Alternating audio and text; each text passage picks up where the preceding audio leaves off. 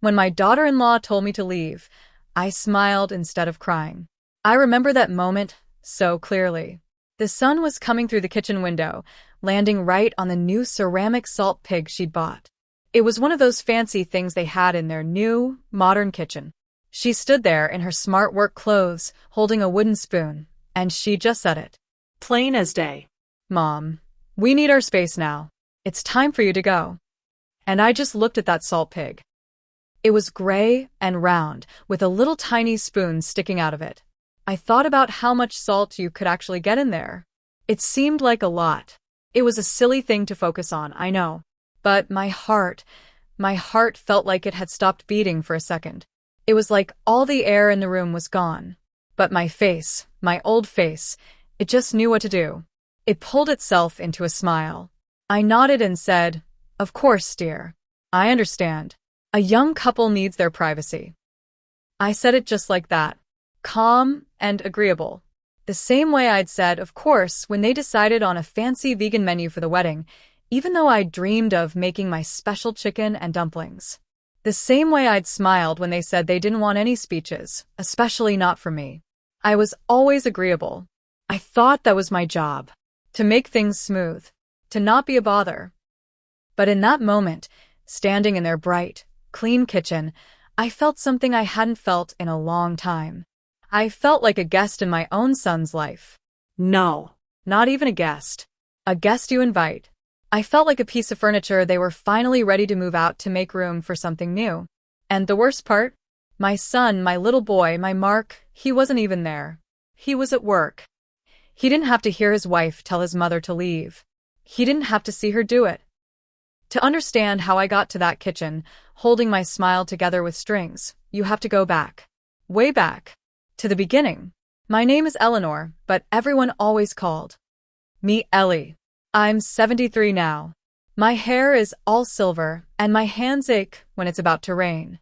But inside, most days, I still feel like that young, scared girl I was when I first held Mark in my arms. His father, my husband Robert, he left when Mark was just 3 years old. Just woke up one day, said he wasn't cut out for this, and walked right out the door. I never saw him again. I got one postcard from Florida a few years later, just a picture of a beach and his signature. That was it. So for almost all of Mark's life, it was just the two of us. I worked as a cleaner at the big hospital in town. I'd leave before the sun came up, when Mark was still a warm little bundle in his bed. I'd clean the waiting rooms, the operating theaters, the long, empty hallways. I'd scrub floors that people had walked on with their sickest, saddest feet. I did it so Mark could have a roof over his head and food on the table. I did it so he could have the nice sneakers the other boys had, the ones with the little swoosh on the side. I did it so he could go on the school trip to Washington, D.C. in 7th grade. I never once complained. Not to him. Not to anyone. My life was small. It was just our little 2-bedroom apartment, the hospital, and the bus route in between. But my world, my whole universe, was Mark. He was my sun and my moon. When I came home, dead on my feet, my back screaming from bending over mops and buckets, he'd be there at the little kitchen table, doing his homework. He'd look up and his face would just light up. "Ma," he'd say. That one word was enough. That was my reward. That was my paycheck. That was everything. I remember one night, he must have been about 8. He was drawing at the table. I was making us grilled cheese sandwiches, our cheap and cheerful dinner. He held up his picture. It was 2 stick figures, one tall with yellow squiggly hair. That was me, and one small. We were holding hands, and above us was a big, wobbly sun. "This is us, Ma," he. That word stuck with me. Interesting. Like it was a piece of modern art she didn't quite understand. Mark was so happy. He glowed when he looked at her. And I was happy for him. I was. Because that's what you do. You raise them to fly. You raise them to leave the nest. But a part of me, a small, selfish part, felt a little cold. A little scared. For the first time in his life, Mark had a world that I wasn't a part of. A world of business dinners and summer houses and words like interesting. The engagement happened fast. A big, fancy dinner with her parents. I was invited. I wore my best dress, the navy blue one I'd bought for a hospital awards ceremony years ago. Her mother wore a silk suit. Her father talked about stocks and bonds. I nodded and smiled and felt like a fish out of water. Mark held my hand under the table for a moment. He squeezed it. "You okay, Ma?" he whispered. I nodded. I was okay. Because he was happy. The wedding planning was a blur. I offered to help. I offered to make my famous chicken and dumplings for a rehearsal dinner. Vanessa just smiled that perfect smile. "That's so sweet of you, Ellie," she said. "But we're actually having it catered by a wonderful little French place in the city. You'll love it. It's very refined." Refined. Another word. I offered to make the centerpieces, like I used to for the hospital bake sales. They were getting a florist. I offered to help address invitations. They had a calligrapher. I didn't even know what that was. I learned that it meant a person whose only job is to write addresses nicely on envelopes. I was a cleaner. I had no place in this world. The worst was when I offered to give a little speech at the reception. Just a few words about my Mark, about the little boy who used to draw pictures of us in the sun. Mark looked at Vanessa. Just a quick glance, but I saw it. Vanessa put her hand on my arm. "Oh, Ellie, we're not really doing speeches. They can be so long and boring for the guests. We want everyone to just have a good time and dance." She patted my arm. "We know you'll be there. That's all that matters." I swallowed my disappointment. I smiled. "Of course," I said. "Whatever you want, dear. It's your day." I told myself she was right. It was their day. I was just the mother of the groom. My job was to show up, look happy, and not be a bother. The wedding day was beautiful. Like something out of a magazine. The flowers were everywhere. The bride's dress was a cloud of white silk. The food was refined. Tiny little portions of things I couldn't name. I sat at a table with some of Vanessa's older relatives. They were very nice. They asked me what I did. I told them I used to work at the hospital. I didn't say I was a cleaner. I don't know why I didn't. Maybe I was ashamed. Maybe I wanted, just for one day, to feel like I belonged in this refined world my son had married into. I watched Mark all night. He was so handsome in his tuxedo. He danced with Vanessa, and they looked like a movie.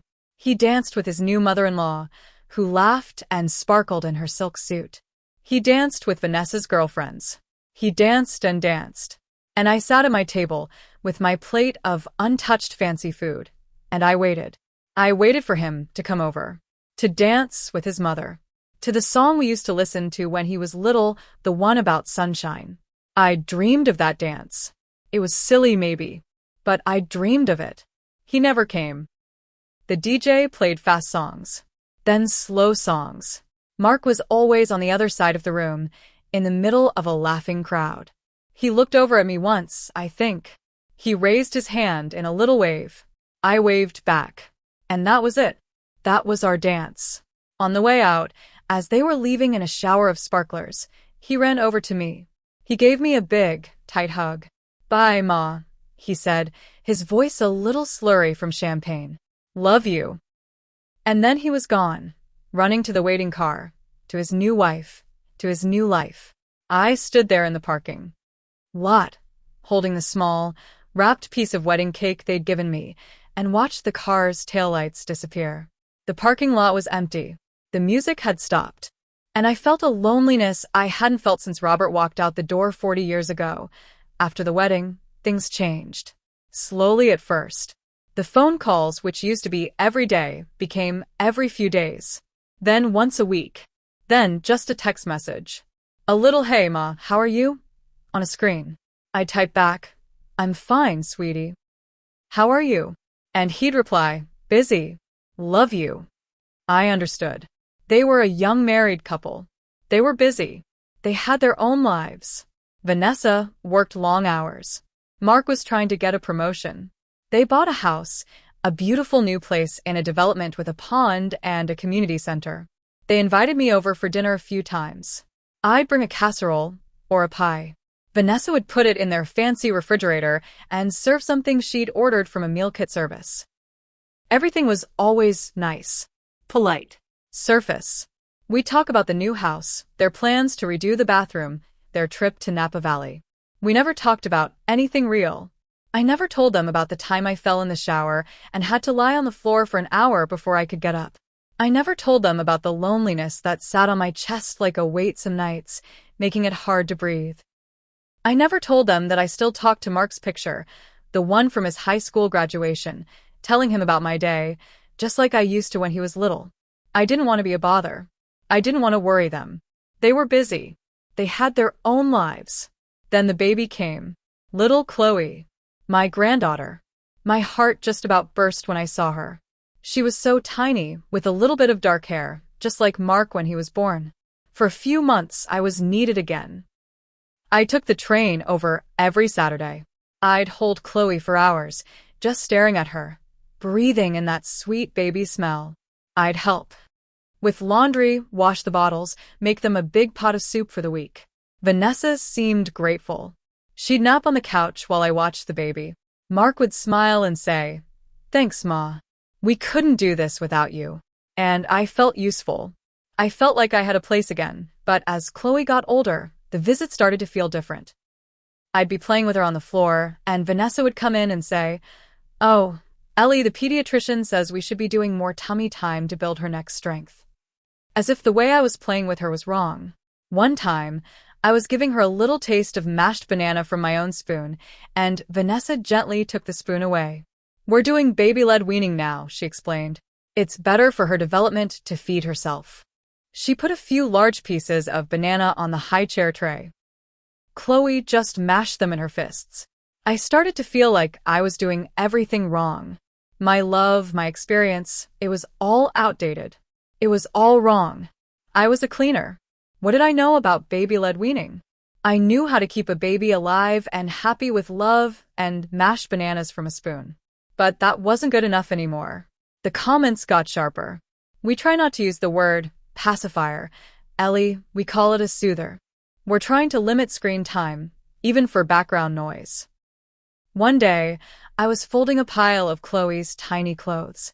I was folding them the way I always folded Mark's clothes, nice and neat. Vanessa came in and sighed. A little sigh. But I heard it. "I'll refold those later," she said, with a tight smile. "I have a specific system for the Marie Kondo method.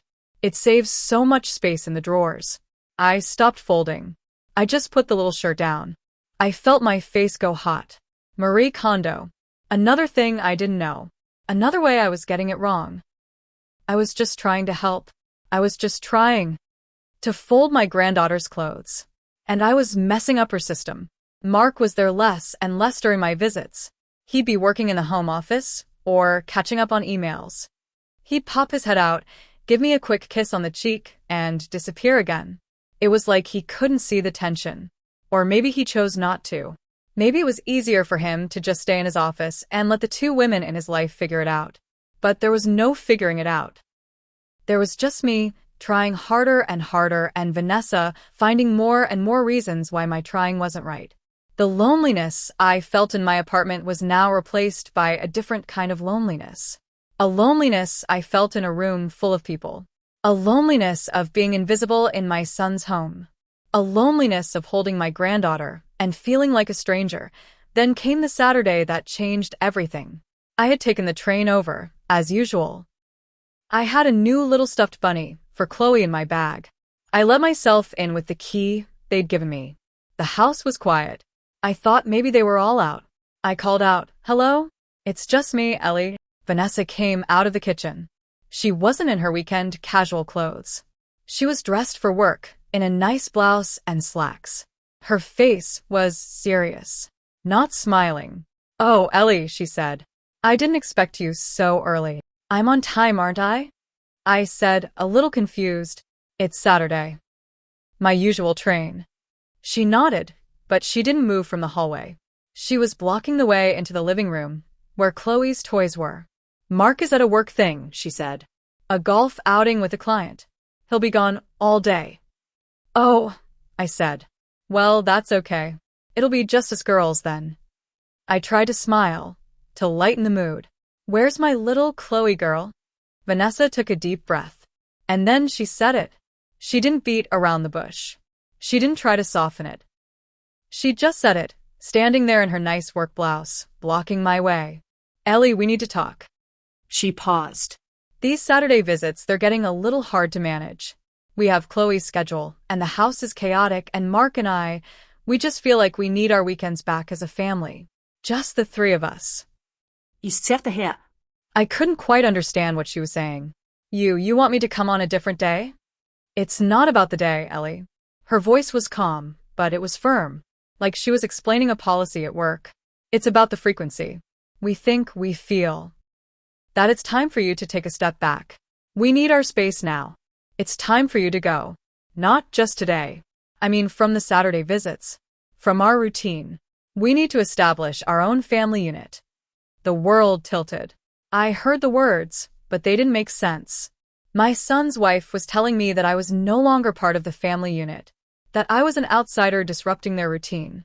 I thought of all the Saturdays, the train rides, the soups, the folded laundry, the hours of holding Chloe. Was that all just an intrusion? I thought about Mark. Where was he? Why wasn't he here? Did he know she was saying this? Did he agree? The thought that he might agree, that he might have sat in his home office and discussed this with her, deciding that his mother was a problem to be managed, that thought was a knife in my chest. And then my face did what it always did. It smiled. It smiled to smooth things over. To not be a bother. To make it easy for everyone, especially my son. I heard my own voice, calm and agreeable, like I was talking to a hospital supervisor. Of course, dear, I said. I understand. A young couple needs their privacy. I'm sorry. I didn't mean to intrude. Vanessa's face softened with relief. I saw it. The relief that I wasn't going to cause a scene.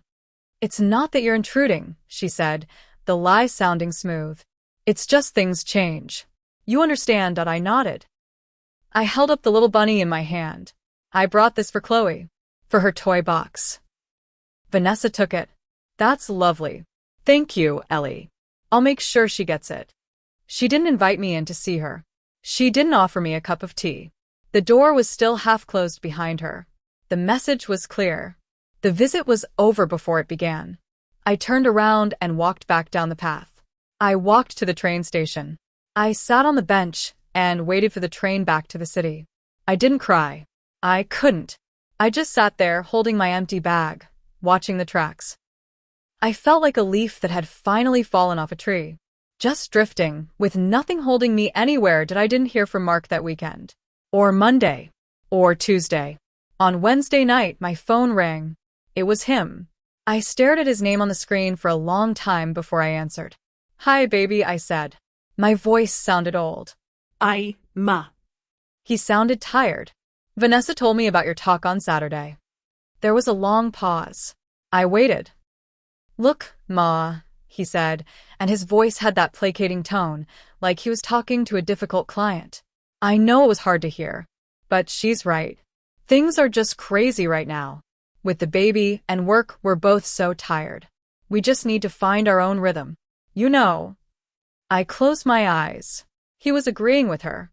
He was explaining it to me like I was a child who couldn't understand a simple concept. He wasn't angry at her. He wasn't standing up for me. He was asking me to understand. To be agreeable. One more time. I understand, I whispered. The same 3 words. We still want you to see Chloe, he said quickly. Of course we do. We'll figure something out. Maybe once a month? Or we can come to you sometimes. It'll be fine, Ma. Don't worry. But his voice was hollow. We both knew once a month was a promise that would get lost in their busy lives. We both knew they would never come to my little apartment with its faded sofa and the smell of old memories. There was no Marie Kondo system for my apartment. There was no baby-led weaning. There was just me. It'll be fine, baby, I echoed. Don't you worry about me. We said our goodbyes. I love yous. Click. And the silence in my apartment was louder than any sound I'd ever heard. The weeks that followed were the hardest of my life. Harder than when Robert left. Harder than any shift scrubbing hospital floors. Because back then I had Mark. I had a purpose. Now I had nothing. The phone didn't ring. The texts became fewer and further between. A picture of Chloe would pop up on my phone sometimes. I'd stare at her little face, a face I wasn't allowed to hold anymore, and I'd feel a pain so physical. I'd have to sit down. I stopped cooking. What was the point of making a meal for one? I ate toast. I ate cereal. I watched TV shows I didn't care about just for the noise. I'd find myself in Mark's old room, just sitting on his bed, running my hand over the faded wallpaper we'd put up together when he was 10. It was a silly pattern of baseball bats and gloves. He'd helped me, getting more paste on the floor than on the paper. We'd laughed so hard. Now, the room was silent. A museum to a life that was over. I started talking to him, not on the phone. I'd just sit in his room and talk out loud. Mark, I saw the most beautiful sunset today. You would have liked it. Mark, I made your favorite meatloaf today. I put it in the freezer. Maybe you can come get some. Mark, I miss you, baby. I miss you so much. I was becoming a ghost in my own life. A woman who only existed in the past, talking to a son who no longer needed her in the present. 6 weeks after that Saturday, my phone rang in the middle of the night. Nothing good ever comes from a phone call in the middle of the night. My heart slammed against my ribs as I fumbled for it. It was Mark. I answered, my voice a croak. Ma. His voice was strange. Strained. Ma, it's Chloe. She's in the hospital. She had a fever, a really high one, and she had a seizure. An ambulance took her. We're at Memorial.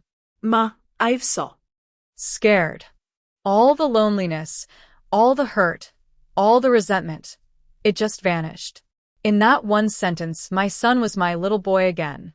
Scared and needing his mother. I didn't hesitate. I'm coming, I said. I'm coming right now. I threw on clothes over my nightgown. I didn't even know what I was wearing.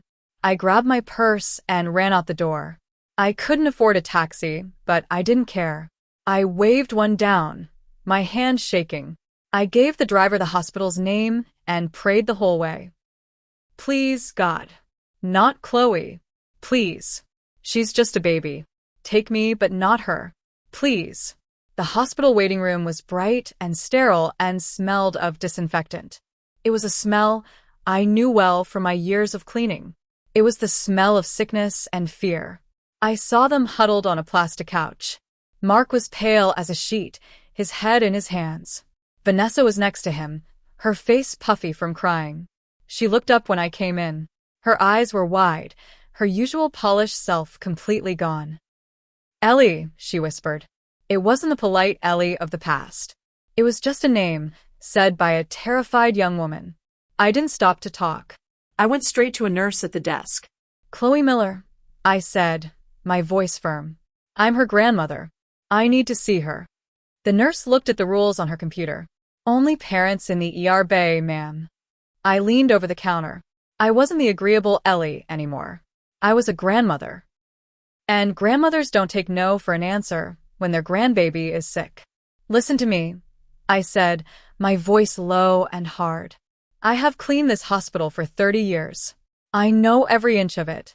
I'm not leaving this spot until you tell me how that baby is. You can call a supervisor, you can call security, but I am not moving. The nurse looked at me, surprised. Maybe it was the look in my eyes. Maybe it was the mention of 30 years. She softened. The fever is coming down, she said quietly. The doctor is with her now. The seizure stopped on its own. She's going to be okay. She's a strong little girl. My legs almost gave out. I grabbed the counter. Strong little girl. Like her father. Like her grandmother. I went back to the waiting area. I sat down next to Mark. I didn't say anything. I just put my arm around him. He leaned into me, his whole body shaking. Vanessa watched us. For the first time, she didn't look like she was judging. She just looked like a lost, scared girl. We waited for what felt like hours. The doctor finally came out. Febrile seizure, he explained. Scary to watch, but very common in young children. Caused by a rapid spike in fever. Chloe was stable. Her fever was down. They were going to keep her overnight for observation, but she was going to be just fine. The relief in the room was a physical thing. Vanessa burst into tears again, but they were happy tears. Mark hugged me so tight, I thought my ribs would crack. Thanks for coming, Ma, he whispered into my hair. Thanks for being here. They let us go back, 2 at a time. Mark and Vanessa went first. Then Mark came out and got me. She's asking for you, Ma, he said, and he almost smiled. She said, Nana. My heart stopped. Nana. She'd never called me that before. I was always Ellie to Vanessa. I didn't know Chloe even knew the word. I walked into the room. Chloe was in a big hospital crib, a tiny thing lost in a white sheet. She had an 4 in her little hand, taped down with bright blue tape. Her face was pale, but her eyes were open. They found me the second I walked in. Nana, she said, her little voice raspy. She held up her free arm. I went to her. I put my hand on her soft little head. I wanted to scoop her up, but I was afraid of all the tubes. So I just stood there, touching her, tears streaming down my face. I'm here, baby, I whispered. Nana's here. Everything's going to be okay. I stayed at the hospital all night. Mark and Vanessa took turns napping on the hard plastic chairs. I sat in the rocking chair next to Chloe's crib and rocked her every time she stirred. I sang the same lullabies I used to sing to Mark. The ones about sunshine and bluebirds. The ones that don't need to be refined or approved by a pediatrician. Just a grandmother's song. The sun came up. Chloe woke up, hungry and cranky, but her fever was gone. She was herself again. The crisis was over. Mark came in with 3 cups of terrible hospital coffee. He handed me one. His eyes met mine, and for a second, he was my little boy again. The one who drew pictures of us holding hands under the sun. Vanessa came in a little later. She looked exhausted, her makeup gone, her hair a mess. She looked real. She looked at me, sitting in the rocking chair, holding Chloe's hand through the crib bars. She didn't say anything for a long moment. Then she did something I never expected. She walked over and knelt down next to the rocking chair. She put her hand on my knee. Her hand was warm. Ellie, she said, her voice thick with tears. I'm so sorry. For everything. For the other day. For making you feel like you weren't wanted. I was so stupid. I was so focused on being the perfect mother, on doing everything right, that I forgot what really matters. She looked at Chloe, then back at me. You're her Nana. You're part of her. You're part of us. I was so wrong to try and push you away. I looked at her. This girl who had taken my son's heart. This girl who had introduced me to Marie Kondo and baby-led weaning. This girl who had told me to leave. And for the first time, I didn't see a polished stranger. I saw a young mother, terrified of doing the wrong thing, trying so hard to build her own perfect world that she forgot the world is built on love, not on systems. I put my hand over hers. My old, wrinkled hand on her young, smooth one. I know, honey, I said softly. I know. We were both just trying to love the same people. We just went about it different ways. It's okay. It's all going to be okay. Mark was standing in the doorway, watching us. He had tears in his eyes. He walked over and put his arms around both of us, pulling us into a clumsy hug. Chloe, in her crib, laughed at us. A big, gurgling baby laugh. And in that hospital room, with the sun coming up and the smell of antiseptic in the air, we became a family. Not a perfect family. Not a magazine cover family. Just a real, messy, loving family. The kind that needs each other. Things are different now. It's been a few months. Mark and Vanessa come over every Sunday for dinner. Not to my apartment, but to my little house. I moved a few months ago. I used some of the tiny pension I'd saved for years and bought a small house with a little backyard. It was my one big dream. A place with a garden. Vanessa helped me find it. She was so excited, making lists of pros and cons, just like she did for everything. We laughed about it, and she helped me unpack. She didn't refold my towels. She just put them in the closet. Chloe has her own little patch in my garden now. We planted sunflowers together. Her little hands got covered in dirt, and she squealed with delight. Nana, look, dirt. And I laughed. Real dirt. Not the kind I used to scrub off floors. The good kind. The The kind things grow from. Today, we're making chicken and dumplings. My famous recipe. The one Vanessa once called interesting. She's standing right next to me at the counter, her sleeves rolled up, a smudge of flour on her nose. She's not following a recipe from a meal kit. She's watching me, learning. How much salt, Ellie? She asks. Just enough, I tell her. A pinch from the heart. She laughs. She gets it now. Mark is out back, trying to fix the wobbly leg on my old garden bench. I can hear him humming.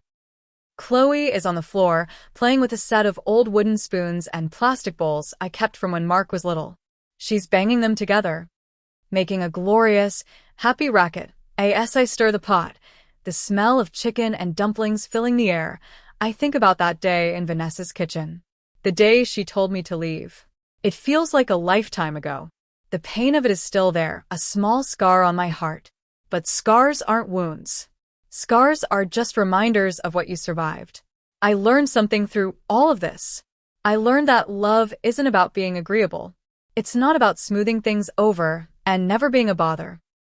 It's about showing up, even when it's hard, especially when it's hard. It's about being there in the middle of the night when your grandbaby is in the hospital. It's about forgiving, even when you're not sure you can. It's about letting people learn, even when their learning hurts you.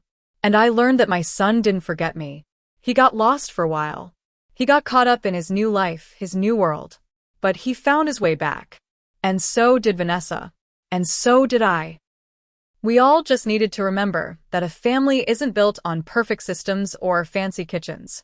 It's built on chicken and dumplings and wobbly garden benches. On dirt under your fingernails and flour on your nose. On a grandmother's song in a hospital room and a child's laugh on a Sunday afternoon. So, if you're listening to my story and you feel like you're being pushed out, like you're a bother, like your love is outdated or not good enough, hold on. Don't disappear. Don't become a ghost in your own life. Your love is not outdated. It's the oldest, strongest thing there is. It's the thing that builds the foundation. It's the soil the sunflowers grow in. Be patient. Be present. And when they need you in the middle of their perfect, messy, terrifying nights, be there. Because that's when they'll remember. That's when they'll see. That's when they'll finally understand that the love you gave them was never a burden. It was the only thing holding them up all along.